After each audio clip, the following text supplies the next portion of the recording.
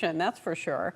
Our chief meteorologist, Gina DeVecchio, is here to give us the details. Yeah, well, you're right. Two of them that people felt. The other one was at 12:10 this afternoon, and it was a 2.7. If there was just a 2.7 earthquake, we wouldn't be talking about that. But it was the next two, one at 12:48, one at 12:57, and those were felt from the Monterey Peninsula, down the Salinas Valley, up into the Bay Area, and those were centered just south, about 4 miles south of San Juan Bautista. Now, that was along the San Andreas Fault. If you recall yesterday, we talked about 3 more earthquakes that were closer to the Calaveras Fault. Now, as we take a look at the rest of the state, because as you know, we lie right along the San Andreas Fault, which is actually one of the largest in the state that runs from the northern part of California all the way down to the Salton Sea. And as you can tell, those red faults on there, those are the more active. As I mentioned, we get 3 magnitude earthquakes, but the fact that we had 2 4.0 earthquakes